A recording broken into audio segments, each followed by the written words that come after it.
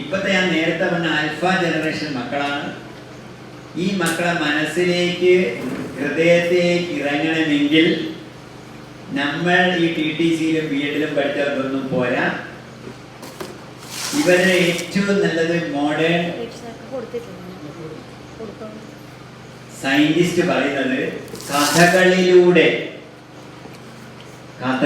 Story telling ഒരു teaching എയ്ഡാക്കി മാറ്റി ഒരു pre learning, while learning, post learning technology ആയിട്ട് സ്റ്റോറി ടെല്ലിംഗ് വളർത്തിയെടുത്ത് കുട്ടികളുടെ മനസ്സിലേക്ക് കാര്യങ്ങൾ എത്തിക്കണം. വെറുതെ സബ്ജക്റ്റ് ഇങ്ങനെ പഠിപ്പിച്ചിട്ട് കാര്യമില്ല. നമ്മളൊരു മണിക്കൂർ പഠിപ്പിക്കുന്ന കുട്ടി 15 മിനിറ്റോട്ട് പഠിപ്പിക്കും. കുട്ടികൾക്ക് ദേഷ്യമാണ് നമ്മൾ ആവശ്യമില്ലാണ്ട് ഉപദേശിക്കാൻ പോയാലും ആവശ്യമില്ല പഠിപ്പിക്കാൻ പോയാലും. ഞാൻ വൈഫ് കണക്ക് ടീച്ചറാണ്. ഇതിന്റെ ഒരു കഥ പറയും. കണക്ക് ടീച്ചർമാർക്ക് ഉണ്ടായ ഒരു അനുഭവം പറയാം. ഒരു കണക്ക് മാഷ് അയാൾ ഉപദ്രവം സഹിക്കാൻ വയ്യാണ്ട് ഒരു പയ്യൻ സ്കൂൾ ഉപേക്ഷിച്ചു. എന്നിട്ട് പിന്നെ ഇവൻ ഗൾഫിൽ പോയി നല്ല പൈസക്കാരനായി. എന്നിട്ട് വീട്ടിൽ വന്ന് ഈ മാഷെ ഒന്ന് പറയണം ഞാൻ പൈസക്കാരനായി എന്നൊക്കെ പറയാൻ വേണ്ടി വീട്ടിലേക്ക് വിളിച്ചു.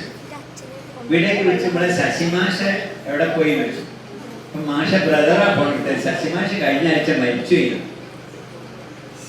അങ്ങനെ 2 ദിവസം ഇയാൾ വീട് വിളിക്കും. ഇയാൾ വന്ന് മാഷ് മരിച്ചു. 3-ാമത്തെ ദിവസം കഴിഞ്ഞ് വീണ്ടും ഇയാളെ വിളിച്ചു.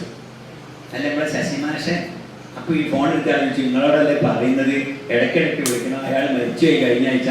അപ്പൊ പറഞ്ഞു മരിച്ചു എനിക്കറിയാം, പക്ഷെ കേൾക്കുമ്പോൾ ഒരു സുഖമുണ്ട്, അതുകൊണ്ട് വിളിക്കുക കേൾക്കാൻ വേണ്ടി. അങ്ങനെ ദേഷ്യം മാഷ് കുട്ടികൾക്ക് തോന്നി വിട്ടാല് പ്രശ്നമാണ്. കുട്ടിക്ക് തോന്നിയ പ്രശ്നമാണ്. അപ്പൊ കുട്ടികളുടെ മനസ്സിലേക്ക് പെയ്തിറങ്ങണമെങ്കിൽ നമ്മളിപ്പോ പറയുന്നത് സ്റ്റോറി ടെല്ലിങ് നിങ്ങൾ ഒരു ടീച്ചിങ് എയ്ഡായിട്ട് ഡെവലപ്പ് ചെയ്യും. നമ്മള് രക്ഷിതാക്കൾക്കുള്ള സംശയങ്ങൾ എന്ത് വേണം ചോദിച്ചാൽ നമുക്ക് പറയാൻ പറ്റും. അറിയുന്നതൊക്കെ കുട്ടികളുടെ ടീച്ചിങ് ലേണിംഗ് പ്രശ്നത്തില് കുട്ടികളുടെ ലേണിംഗ് ഡിഫിക്കൽട്ടീസ് ഐഡന്റിഫൈ ചെയ്യാൻ ടീച്ചർമാർക്ക് പറ്റണം. നമുക്ക് കൈകാര്യം ചെയ്യാൻ പറ്റാത്ത കാര്യങ്ങൾ അതിൻ്റെ എക്സ്പേർട്സിൻ്റെ അടുത്തേക്ക് പറഞ്ഞു വിടണം. കുട്ടികൾ പഴയ പോലെയല്ല, രക്ഷിതാക്കൾ പറഞ്ഞിട്ടല്ല, സ്വയം പെർസീവ് ചെയ്യുന്ന ഒരുപാട് ടെൻഷനിലാണ് മക്കള്. അതായത് കുട്ടികൾ വേറൊരു ലോകത്താണ്, നമ്മൾ വേറൊരു ലോകത്താണ്. കുഞ്ഞുണ്ണി മാഷ് പറഞ്ഞിട്ടുണ്ട്, നിനക്കുണ്ടൊരു ലോകം, എനിക്കുണ്ടൊരു ലോകം, നമുക്കില്ലൊരു ലോകം. അതാ പ്രശ്നം. ടീച്ചർമാർ വേറെ ലോകത്ത്, കുട്ടികൾ വേറെ ലോകത്ത്, അച്ഛനും അമ്മയും വേറെ ലോകത്ത്. അതുണ്ടാക്കുന്ന പ്രശ്നങ്ങൾ വളരെ വലുതാണ്. ഞങ്ങൾക്ക് വന്നൊരു രസകരമായ ഒരു പ്രശ്നമുണ്ട്. ഒരമ്മ കംപ്ലൈൻ്റ് ആയി വന്നത് ഭർത്താവിന് നല്ലൊരു പെൺകുട്ടീൻ്റെയാണ് തുറന്നാൽ കാണുക. ആ പേരിൽ ആരോ ഇങ്ങനെ സന്ദേശങ്ങൾ ഇങ്ങനെ അയക്കുക, നിരന്തര സന്ദേശം. അവസാനം നമ്മൾ പറഞ്ഞു നിങ്ങൾ ക്രൈം വരെ സമീപിക്കാൻ.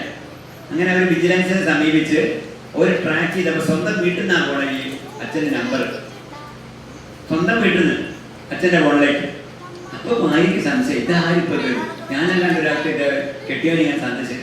നോക്കുമ്പോൾ 10ാം ക്ലാസ് പഠിക്കുന്ന മോനാണ്. അവൻ്റെ ഒരു പെണ്ണിൻ്റെ പേരിലാണ് അയക്കുന്നത്. അപ്പോൾ ഇവനെ വിളിച്ച് പോലീസുകാർ ചോദിച്ചു ഇത് എന്ത് പണിയാ മോനെ? അപ്പോൾ ഇവൻ പറഞ്ഞ മറുപടി ഞാൻ കണ്ടതിന് മൂപ്പരെ റേഞ്ച് ഒന്ന് ടെസ്റ്റ് ചെയ്ത. മൂപ്പര് മക്കൾ റേഞ്ച് ടെസ്റ്റ് ചെയ്യുന്ന മക്കള് ആലോചിച്ചോക്ക്. മക്കള് ഭയങ്കര. ഒരു പോലീസുകാരൻ എൻ്റെ സുഹൃത്തെ കഴിഞ്ഞ ദിവസം പറഞ്ഞ് LKG UKG 1ാം ക്ലാസ് 2ാം ക്ലാസ് കുട്ടികളെ മക്കള് കേൾക്കണ്ടേ, കുട്ടികളെ ഒരു കണ്ണൂര് എന്തോ വെള്ളം കെട്ടിക്കിടക്കുന്ന എന്തോ സ്ഥലങ്ങൾ കാണാൻ കൊണ്ടു. ഇവൻ നോക്കുമ്പോൾ 2ാം ക്ലാസ്സിലെ ഒരു പയ്യൻ 4 പയ്യന്മാര് കൂടിയിട്ട് 1ാം ക്ലാസ്സിലെ ഒരു കുട്ടല ഒരു ചെറിയ കുട്ടീനെ വെള്ളത്തിൽ ഇങ്ങനെ മുക്കിപ്പിടിക്കും, പെൺകുട്ടി. ഇവര് സെക്യൂരിറ്റിക്കാർ കാണും, ടീച്ചർമാരെന്തോ വർത്താനം കണ്ടെങ്കിൽ ഒരു കണ്ടില്ല. സെക്യൂരിറ്റിക്കാർ ചെന്ന് ഇവനെ പൊക്കിയെടുത്ത്, ഇവിടെ പൊക്കിയെടുത്ത്. എന്നിട്ട് ഈ പയ്യന്മാരെ വിളിച്ച്, പയ്യന്മാർക്ക് കൂസലൊന്നുമില്ല ഈ 2ാം ക്ലാസ്സുകാർക്ക്. പയ്യന്മാരോട് വെച്ച് നിങ്ങൾ എന്ത് പണി ചെയ്ത് കുട്ടി ചത്തുപോകുകയും ഞങ്ങൾ ഓളെ കൊല്ലാൻ വേണ്ടി ചെയ്താണ്. അപ്പോൾ ഇവർക്ക് ഭയങ്കര പ്രശ്നം. എന്താ പ്രശ്നം എന്ന് വെച്ചു. അതൊന്നുമില്ല. ഒരുത്തനെ ചൂണ്ടിക്കാണിച്ചു. ഇവൻ എൻ്റെ ഞങ്ങളുടെ ക്ലാസ്സിലുള്ളവരാണ്, ഞങ്ങളുടെ ലീഡറാണ്. ഓൾ UKG ആണ്. ആ UKG പഠിക്കുന്ന കുട്ടിയോട് ഇവൻ ഐ ലവ് യു എന്ന് പറഞ്ഞപ്പോൾ ഓൾ എടുത്ത പോടെ പറ്റി. അന്നേരം ഞങ്ങൾ തീരുമാനമെടുത്താണ് അവളെ സ്കെച്ച് ചെയ്യണം. ആ വാക്കുകൾ ഉപയോഗിച്ചിട്ട് ഷെയർ ചെയ്യണം. അവളെ സ്കെച്ച് ചെയ്യണത് ആ വാക്കിൻ്റെ അർത്ഥം ഒരു ഷെയർ പോലും അറിയില്ല. അത്രയും വളർന്നു കഴിഞ്ഞ് ഈ ഡിജിറ്റൽ ബബിളിൻ്റെ ഉള്ളിൽ നേടുന്ന കുട്ടികൾ.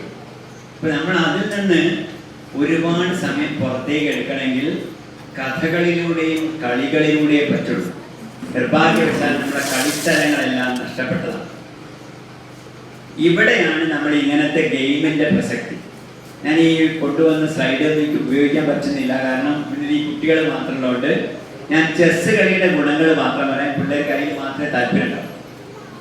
കുറച്ച് നേരത്ത് പഠിച്ചാലുള്ള ഗുണങ്ങൾ, പഠിക്കേണ്ട ഗുണം അത് കഴിച്ചു കഴിഞ്ഞാൽ രക്ഷിതാക്കൾക്ക് കൊടുത്താൽ ടീച്ചർ രക്ഷിതാക്കൾക്ക് കൊടുക്കും, എല്ലാവർക്കും കൊടുക്കും.